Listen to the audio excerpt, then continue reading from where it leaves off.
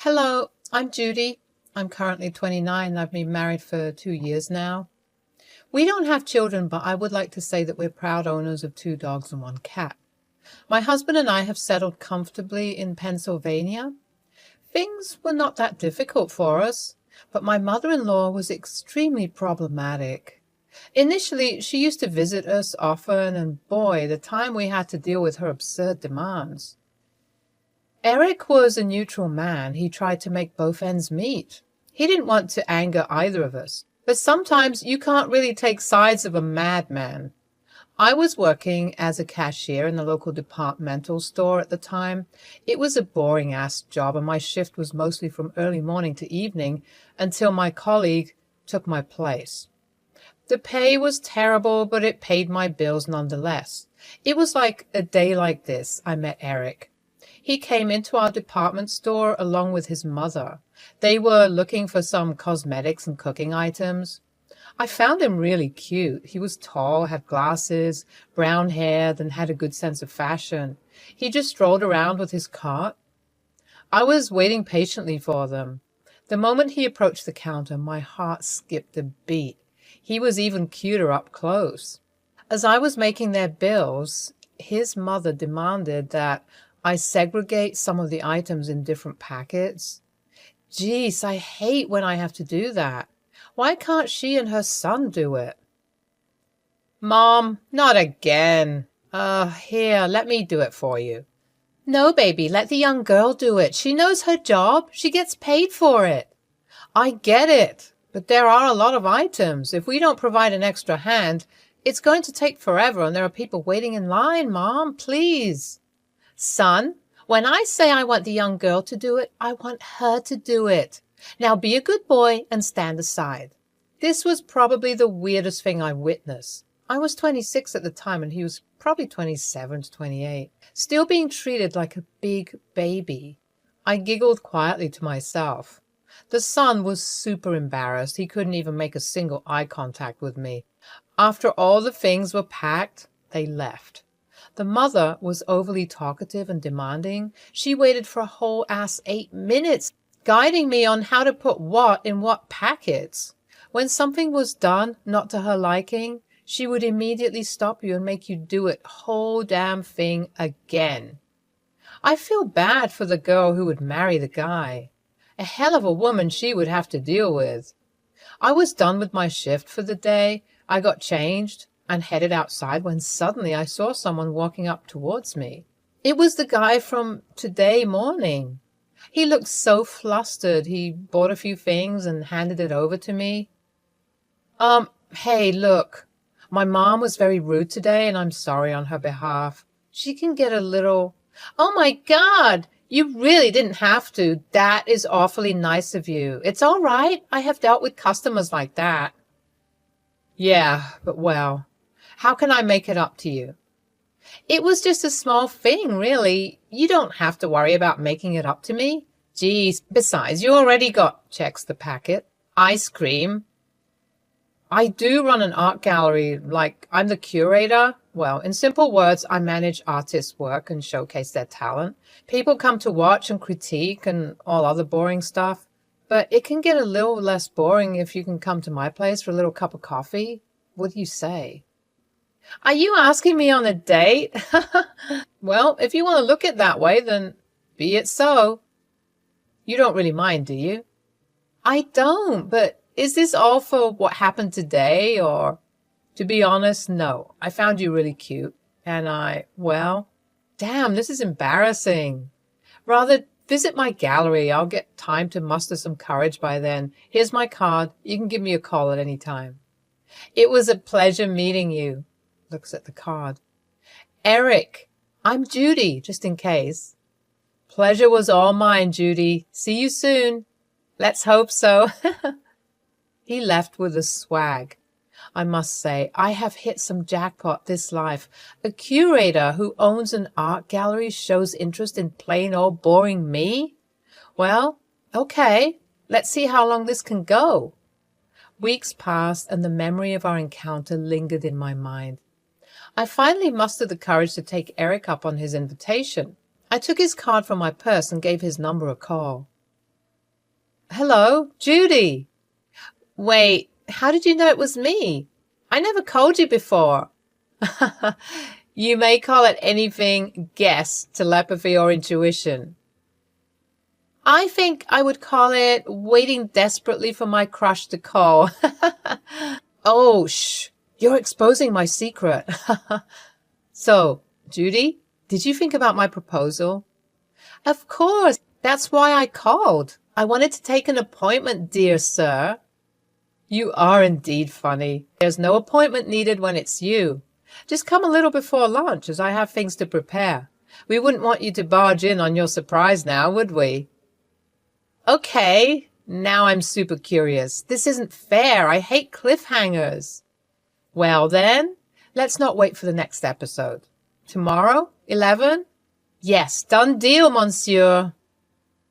The day I visited the gallery, I was wearing a nice floral dress, makeup not too much, kept it elegant and simple.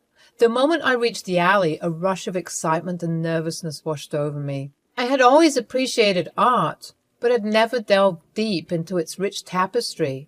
As I walked through the gallery's doors, I was greeted by Eric, who handsomely grinned. He took me on a personalized tour, sharing stories about the various artists and their work. The passion and knowledge he exuded were contagious, and I found myself captivated by his every word. We spent hours strolling through the gallery, lost in the beauty that surrounded us. Eric's eyes sparkled with joy as he described the emotions and stories behind each piece. It was as if the art came alive under his guidance, whispering secrets and inviting us to dive deeper into their mysteries. So, doesn't it get difficult, the competition, I mean? While my gallery is smaller and more compact than the famous ones, I introduce underrated artists. Many rich clients wanted to buy from this place. I may not have reached fame, but it's not fame that I seek. I seek the joy of exploring new concepts and meanings. It's just me. You are different, Eric. It's nice to see someone not running after recognition all the time. Oh dear, it is 30 minutes past 1. You must be hungry. Shall we eat? His dining room was something straight out of a Victorian novel. It was so pretty and well decorated. I was baffled by the aesthetic sense of this man. I was now low-key getting really insecure. I felt like Eric was too good for me. I mean, any woman would be charmed by the elaboration made by him. The table looked like royalty. Geez, do I even deserve this? Of course I don't. But Eric never made me feel small. He was warm and welcoming, even offered to serve me. You did all this for us? Are you serious? Of course. Why not? It's just the two of us. Oh, Eric, you really didn't have to work so hard just for us. I would have been happy with takeout, really. Nonsense. Takeout for a lovely lady? Absolutely not. We were having such a wonderful time with beautiful background music taking place. I almost got lost in my own wonderland when suddenly we both heard rapid footsteps down the hallway. It came closer to the door and the door swung open. It was Eric's mother. The woman made a dashing entrance, which reminded me of those soap opera actresses. I tried my best to contain my laughter. Oh, here you are. I've been screaming your name and no response. How hurtful. I thought you weren't home, but here I see you're having dinner with a... Eric's eyes widened with a mixture of shock and concern. He quickly rose from his attempts to conceal his uneasiness. My heart raced as I stood up, feeling a wave of anxiety wash over me. I had not anticipated this unexpected encounter with his mother. Mother, this is Judy. She's a friend, a very special friend. I know who she is, the lazy cashier from the departmental store. I can remember her face when I need to. His mother's piercing gaze shifted from Eric to me, her eyes following my every move. I felt a sudden urge to shrink under her gaze, but I stood my ground, determined not to let her judgment affect me. Well, Eric, I didn't realize you were inviting street cats into our home. It would have been nice to be informed. Mom, please don't talk like that. I was about to. I wasn't aware that you were coming today. Well, I was here to deliver my home-cooked pie, but you have a whole food galore going on yourself. I'll just keep it on the table. Whether you eat it or throw it, it's up to you. Oh, Mother. Mrs. Anderson, how about you join us? I mean, we do have plenty, and we would love it if you could make some time. Kim was unfazed by my proposal. She kept the pie on the table and looked sharply at Eric. Well, I hope you're enjoying your meal, dear. Remember, we have an appointment later. Don't let this distraction get in the way. She left. The room was filled with silence. I felt like the aftermath of a tidal wave hitting a lonely shore. We tried to keep our composure after that. I could see Eric was shaking. He did seem like the sensitive kind, and I loved that about him.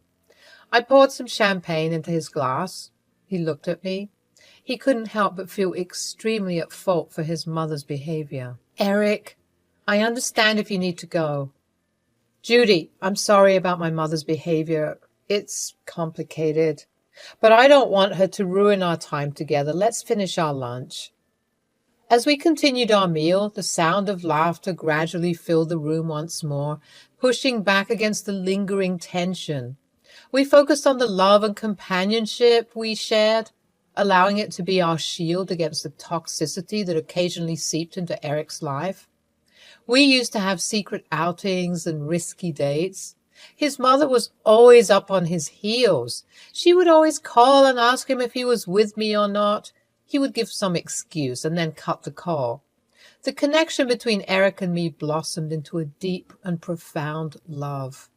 We continued to explore the realms of art, creativity, and life together, allowing our shared passions to strengthen the bond that grew between us.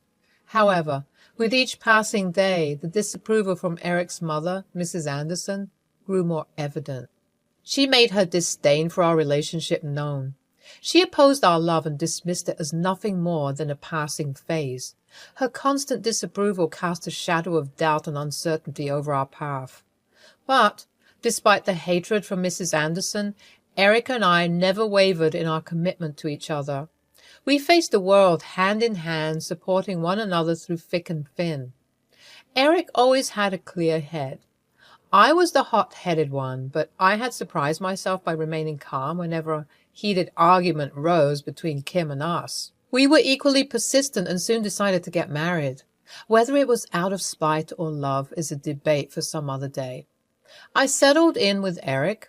Of course, Kim didn't attend the wedding. She claimed it to be an atrocity. I left my apartment. I was kind of relieved that I didn't have to pay rent anymore, but most importantly, I was with the right man. Are you planning to remain a cashier forever? For the time being, yes. I'll be looking for other jobs, though, and also, I was thinking, well, be quick about it. I know you're planning to take advantage of my son's expenses, but as long as I'm breathing, I would never allow that. He's a self-made individual, and I expect you to bring yourself up to his standards. You know, I can't really match up with his stature, but I assure you I will provide equally for him. I love him. We are like a team. I just want you to have a little bit of faith in me. Psst, with that qualification, I hardly doubt you'll be able to provide at all. And it is too early to call this love. We'll see how long it lasts. A few days later, Jonah and Mia, a married couple filled with curiosity and a thirst for art, decided to explore Eric's gallery. The moment they stepped into the exhibition, their eyes widened in awe at the stunning collection before them. Little did they know that their visit would not only deepen their appreciation for art, but also introduce them to a lifelong friendship. As a witness to their excitement, I approached Jonah and Mia with a warm smile, eager to share in their enthusiasm. These pieces are exquisite. I must say it's rare to see street art these days, like the one where the lady holds this blue umbrella under the mundane weather. The splash of colors is so vibrant and emotional. I couldn't agree more. Are you the curator? Oh, no, my husband is. He's gone for a while. We'll be back soon. Do you need anything? Tea, coffee? How kind of you. Would definitely like some tea, no, dear? I don't mind.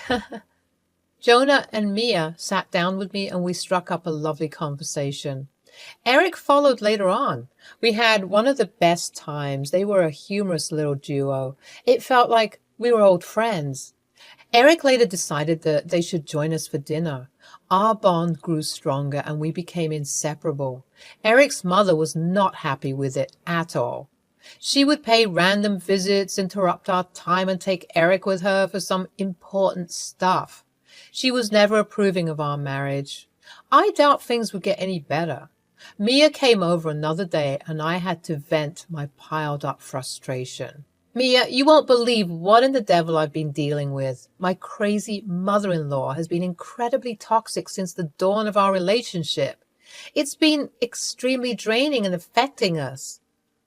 Don't even start. Mother-in-laws are basically made to create nothing but damage. They are attention-starved creatures. They have no life to ponder into. They're like flies hovering over fresh meat. Oh, sheesh, girl, you must be going through a lot yourself, huh?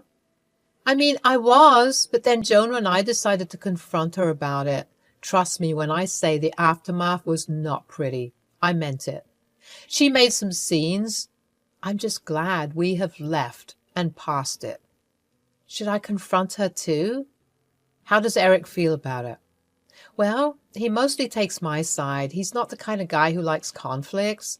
He tries to mediate, but he's torn between his loyalty to me and his family. It puts a strain on our relationship, and I can't help but feel trapped. Kim's birthday was coming soon, and we thought to take a chance. Eric and I decided to give her a painting of herself. The idea was mine, but the cost would be handled by Eric. He was happy, but also felt a tad bit sad. He knew his mother was very picky about gifts. He just hoped she liked it, but it was really not worth it. I would never forgive that woman. What the hell is this? Mom, this was a small birthday gift from... Birthday gift? From you? Kim inspected the painting. You think you can try to get in my heart through this gesture? Well, you are wrong. I didn't need this shit. Take it back to whatever garbage you brought it from. I left it there. I didn't want to give it back. It was, after all, an effort made by Eric as well.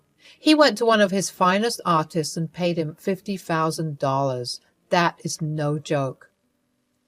I felt so bad. I told him I will pay it off to him bit by bit.